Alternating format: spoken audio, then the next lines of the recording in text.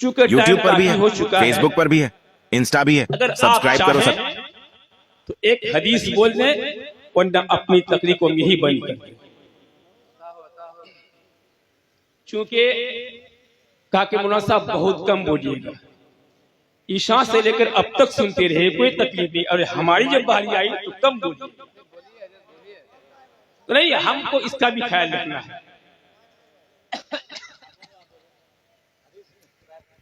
दुरूद पाक पढ़िए, अल्लाहुम्मा सल्ली अला सय्यिदिना मौलाना मुहम्मदिन बारिक वसल्लिम सलातन व सलामन अलैका या रसूलल्लाह सल्लल्लाहु तआला अलैहि वसल्लम।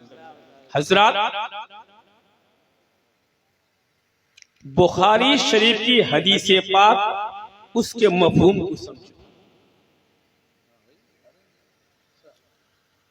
जो बूढ़े होते हैं, हदीस पाक में है कि 40 साल तक हमारे और आपके गुनाह किरामन कातिबीन लिखते रहते हैं।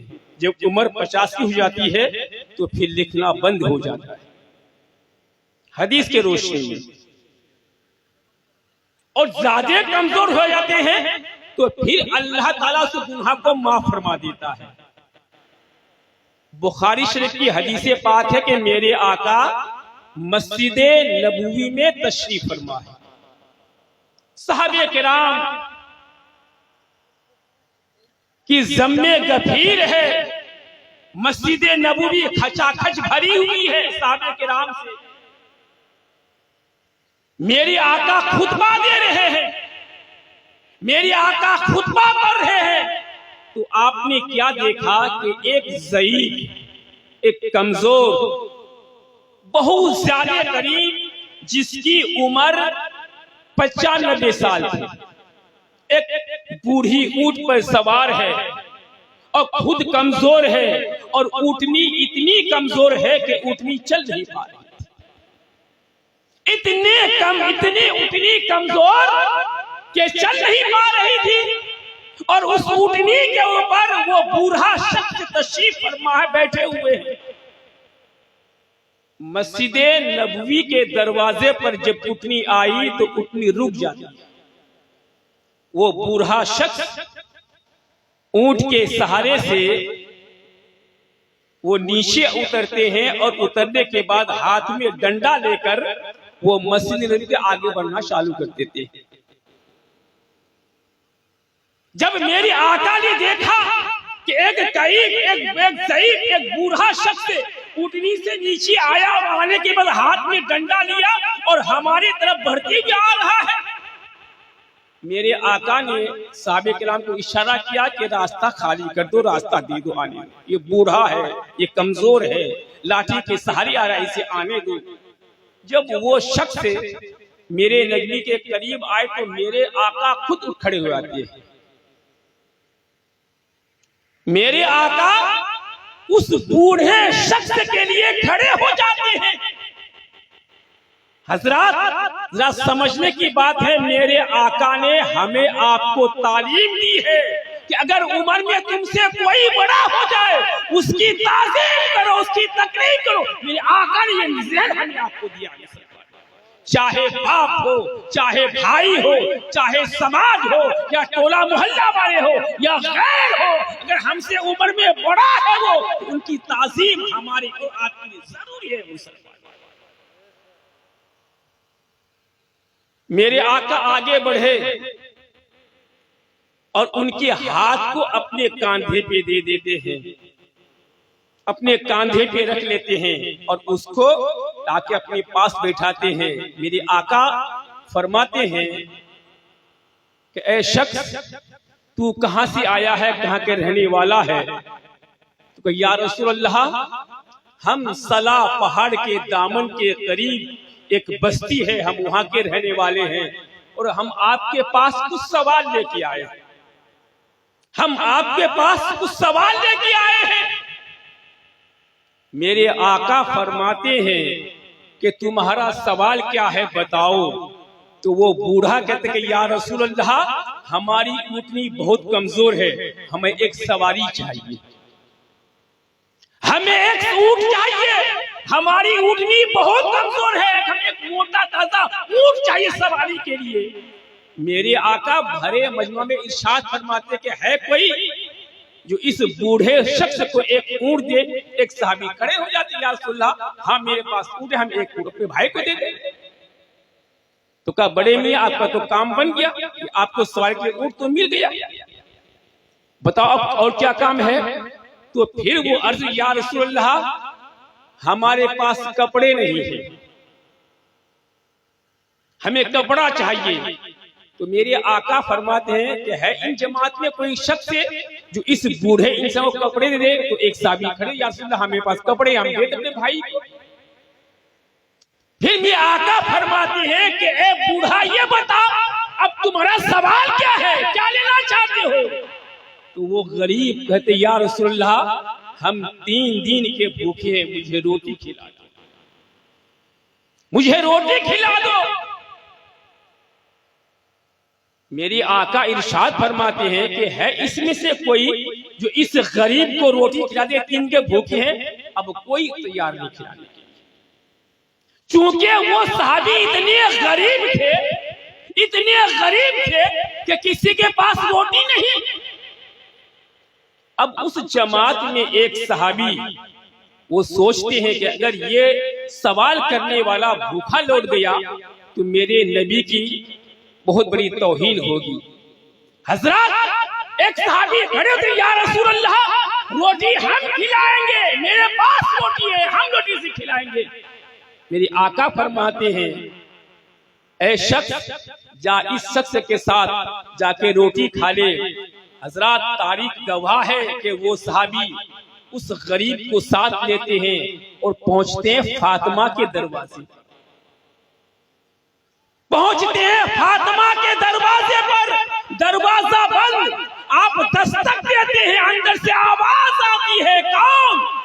कहा कि मैं तेरे बाप का गुलाम हूं, मैं एक साइल को लेकर, एक भूखे इंसान को लेकर तुम्हारे दरवाजे पे आया हूँ। ये साइल, ये इंसान 3 दिन के भूखे हैं, इनके पास, किसी के पास रोटी नहीं। हमें उम्मीद है कि फातिमा, तुम अपने बाप के साइल को रोटी जरूर खिलाओगे। हजरत, तारीख बताती है, हदीसे पाक का मफहूम है कि फातिमा के घर में 5 दिन तक चूल्हा नहीं जला। अब जिसके घर में चूल्हा ना चले तो वो दूसरे को रोटी क्या खिलाए। जब इस बात को फातिमा सुनती है तो आंखों में आंसू आ जाते हैं, आंखों से ज़ारों कतार रोती है कि पाक परवरदिगार, मेरे अब्बू के साइल हमारे दरवाजे में भूखे खड़े हैं, मेरे पास रोटी नहीं, हम अगर खाली हाथ चला जाएगा तो कल क़यामत में हम क्या जवाब देंगे। हजरत, कि मेरे अब्बू के गुलाम, रुक जाओ, रोटी का इंतजाम मैं अभी कर रही हूँ। फातिमा घर के अंदर जाती है और जाने के बाद उसके पास एक दुपट्टा था, एक दुपट्टा, उसको लेके आप आती है दरवाजे पर। दरवाजा खोलते हैं, साहबी, ये लो, जाओ बाजार, एक समून यहूदी वहां रहता है, एक समून यहूदी रहता है जिसको तौरात पर बहुत महारत हासिल है।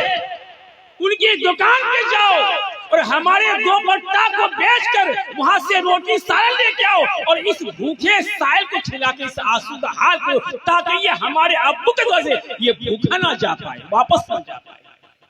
हजरत, अब होता क्या है, अब खातून जन्नत का वो दुपट्टा वो सहाबी लेते हैं, पहुंचते हैं समून के दुकान पर, जो रोटियां बना रहे थे, सब्जियां बेच रहे थे, उनके दुकान पे पहुंचने के बाद वो सहाबी कहते हैं, ए समून, ये दुपट्टा लो और इसके एवज में हमें कुछ रोटी और कुछ सब्जी दे दो। हजरत, तो उस समून ने पूछा कि ए शख्स, ये बताओ कि ये दुपट्टा है किसकी, कहां से लेके आए हो? ताकि ये नबी की बेटी फातिमा का दुपट्टा है। हजरत, इतना सुनना था कि वो समून यहूदी जो कलमा नहीं पढ़ा था, खातून का दुपट्टा को लेकर अपने सर पे रखते हैं, आंखों से लगाते हैं, चूमते हैं और फरमाते हैं, ए साहबी सुनो, कसम है उस जात की, सारी कायनात के खजाने को एक पल्ले में रख दो, फातिमा के दुपट्टे का कोई जवाब ही नहीं है। फातिमा के दुपट्टे का कोई जवाब नहीं है। जिस चीज को मैं आजमाने के लिए सदियों से बेकरार था, आज वो चीज मेरे सामने आ गई है। हमने तौरात में पढ़ा था कि नबी की बेटी ऐसी होगी, उसके दरवाजे पे साइड आएगा, अपना दुपट्टा बेचकर उस भूखे सब खाना खिलाएगा। वो बात आज मेरे सामने आ गई। हजरात, उस समून ने क्या किया? उसको 3 रोटी दी, कुछ सब्जियां दी और देने के बाद वो साहबी के हवाले करते हैं और दुपट्टा को अपने पास रख लेते हैं। और वो साहबी रोटी को लेकर, सालन को लेकर, उस गरीब इंसान को लेकर फिर नबी की बारगाह में पहुंचते हैं। नबी की बारगाह में पहुंचते हैं कि या रसूलल्लाह, ये रोटी है, ये सालन है, आप इस गरीब साहबी को खिलाइए। मेरे आका फरमाते हैं कि गरीब, तुम तो 3 दिन के भूखे हो, ये 3 रोटी है, ये सब्जी है, इसे खा लो। वो गरीब साहबी का जवाब सुन मुसलमान वहां बैठ जाते हैं और 2 रोटी खा लेते हैं और 2 रोटी छोड़ देते हैं, 1 रोटी रख देते हैं। मेरी आका फरमाते हैं कि तुम तो 3 दिन के भूखे हो, 3 रोटी खा लो, एक क्यों बचा के रखे हो? वो जवाब क्या दे? या रसूलल्लाह, 1 रोटी जो हम रखे हैं, ये कल क़यामत के दिन मैदान महशर में जो है हम आपके साथ कबूल फरमाएंगे। ये रोटी कल के लिए हम रख दी है।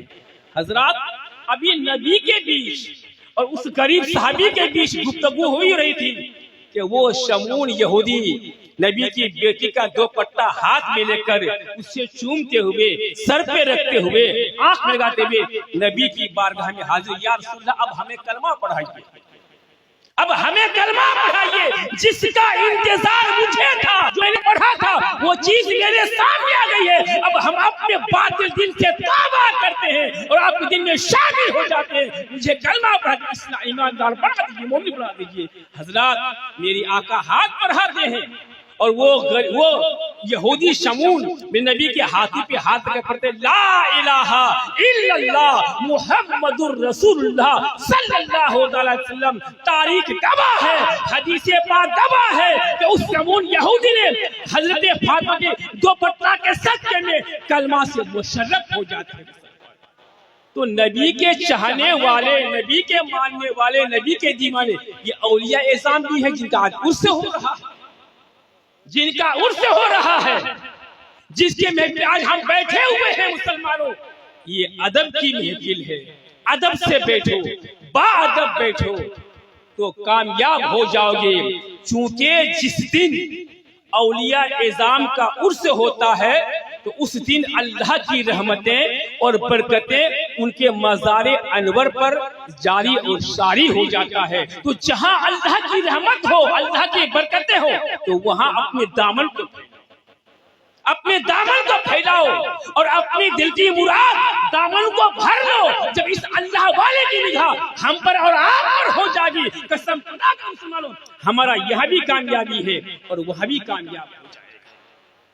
इसलिए किसी शायर ने कहा है कि उल्टे ही चाल चलते हैं दीवान गाने इश्क, आंखों को बंद करते हैं दीदार के।